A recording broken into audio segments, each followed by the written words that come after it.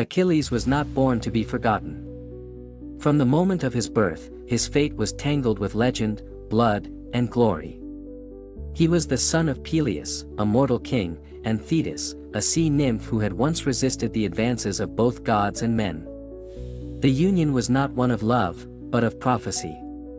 An oracle had warned that the child of Thetis would grow stronger than his father, and so the gods stepped away. It was Zeus who arranged her marriage to a mortal, just to avoid being overthrown.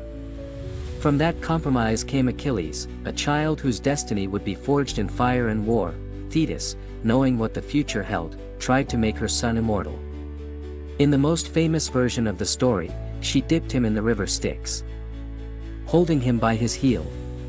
His body became invulnerable, except for that one spot, his heel, which never touched the sacred water. This tiny flaw, invisible and silent, would someday become a whisper of death. Achilles grew up under the care of Chiron, the wise centaur, learning not only the art of war but also music, medicine, and ethics. He became more than a soldier, he became a figure of unparalleled potential, the ultimate symbol of man's greatness and his curse, but the peace of his youth would not last. Far across the sea, events were unfolding that would drag Achilles into a war that would define him forever. At a wedding banquet, Eris, the goddess of discord, threw a golden apple inscribed with the words "to the fairest." Hera, Athena, and Aphrodite each claimed it, and the mortal Paris, prince of Troy, was asked to decide. Each goddess tried to bribe him. Hera offered power, Athena promised wisdom and victory in battle, but Aphrodite whispered of love and offered him the most beautiful woman in the world, Helen of Sparta. Paris chose Aphrodite. In doing so, he doomed a city. Helen was already married to Menelaus, king of Sparta. Her abduction, or seduction, by Paris ignited the wrath of the Greeks. Agamemnon, brother of Menelaus and High King of Mycenae, called upon all the Greek leaders who had once courted Helen and sworn an oath to protect her marriage. Among them was Odysseus, cunning and reluctant, Nestor, wise and old, Ajax, strong and proud, and Achilles, the youngest but the most feared. But Thetis, knowing what the war would mean for her son, tried to hide him. She dressed him as a girl and hid him among the daughters of King Lycomedes on the island of Scyros. Yet destiny is not so easily tricked. Odysseus, suspecting the ruse, brought gifts for the women, fine fabrics, jewelry, and one hidden sword. When danger was feigned, Achilles revealed himself by instinctively reaching for the weapon. His identity exposed, he had no choice but to join the war. The Greeks sailed to Troy, a massive armada of 1,000 ships, bringing with them rage, pride, and prophecy. But the war did not end quickly. What was expected to be a swift campaign dragged on for 10 years. During this time, Achilles became the fiercest warrior on the battlefield. No Trojan could match him. His rage burned like a fire no water could quench. His armor gleamed, and his spear struck with the force of gods. He slaughtered men by the hundreds. Yet he was not a mere brute. Achilles was a man driven by conflicting forces, glory and grief, pride and principle, loyalty and wrath. Early in the war, the Greeks captured two maidens, Briseis and Chryseis. Briseis was given to Achilles, Chryseis to Agamemnon. When Chryseis' father, a priest of Apollo, came to ransom her, Agamemnon refused. Apollo sent a plague upon the Greek army, and Agamemnon finally returned the girl, but only after taking Briseis from Achilles as compensation. This insult, this theft of honor, broke something inside Achilles. He withdrew from battle, refusing to fight, and the Greeks began to suffer. Without Achilles, they were vulnerable. The Trojans, led by Prince Hector, pushed them back to their ships. The war turned against the Greeks. Achilles watched, silent and furious. He was not just angry over a woman, he was angry over the loss of respect, of recognition. For a warrior like him, honor was life. To be humiliated publicly, especially by Agamemnon, was a wound deeper than any sword could inflict. Patroclus, Achilles' closest companion, tried to reason with him. Some say they were more than friends. What is clear is that their bond was unbreakable. Patroclus could not bear to see the Greeks fall. He begged Achilles to let him wear his armor, to lead the Myrmidons into battle and turn the tide. Achilles consented, but warned him not to pursue the Trojans too far. At first, the sight of Achilles' armor inspired fear in the Trojans and hope among the Greeks. Patroclus fought valiantly and pushed the Trojans back. But in his enthusiasm, he disobeyed Achilles. He pursued Hector, who mistook him for the real Achilles. The duel was inevitable. Hector killed Patroclus, stripping the armor and leaving his body to be ravaged by the enemy. When word reached Achilles, something inside him shattered. His grief was volcanic. He did not just mourn, he raged. His cries echoed through the camp. He smeared ash on his face, refused food, and vowed revenge. He reconciled with Agamemnon. Not out of forgiveness, but because nothing else mattered now except vengeance. Thetis, mourning with her son, went to Hephaestus, the god of the forge, and begged him to make new armor for Achilles. What emerged was more than a suit of war, it was a masterpiece, with images of life, war, peace, and the cosmos etched into its surface. Clad in divine armor, Achilles returned to the battlefield, a vision of death itself. His wrath was not strategic, it was total. He slaughtered countless men, turning rivers red with blood. When he found Hector, there was no negotiation. The two clashed in front of the walls of Troy. Hector, knowing his end had come, stood his ground. But Achilles was beyond reason. He killed Hector, tied his body to his chariot, and dragged it around the city walls again and again. Not even death earned Hector dignity.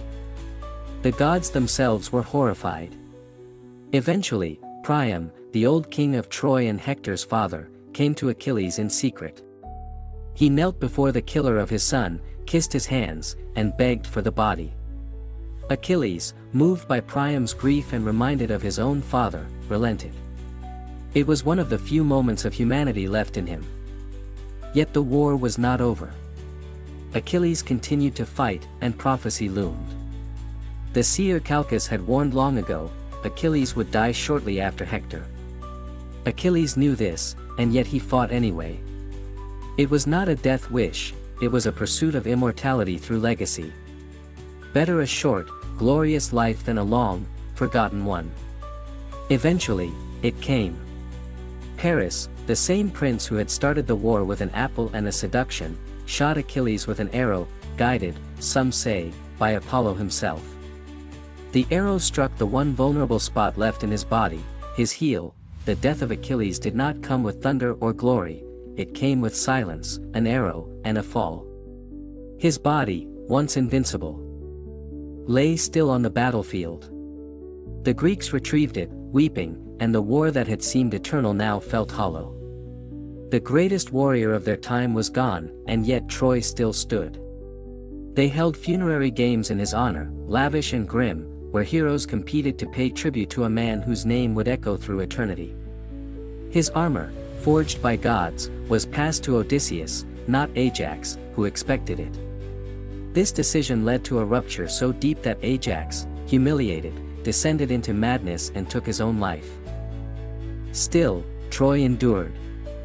For all the blood spilled, all the battles fought, the city's walls held firm.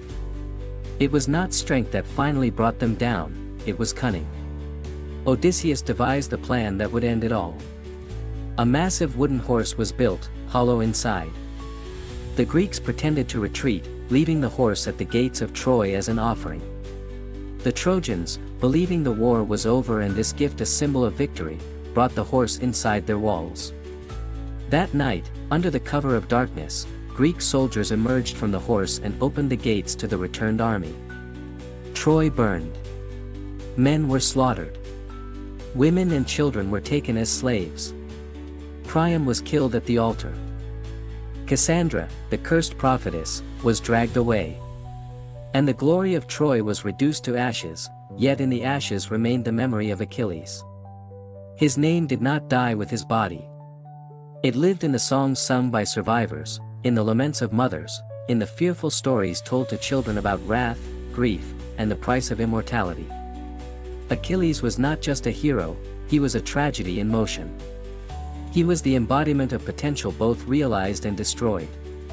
The very traits that made him unmatched, his pride, his sense of honor, his need for recognition, were the same traits that doomed him. His wrath changed the course of history, not because it was evil, but because it was human.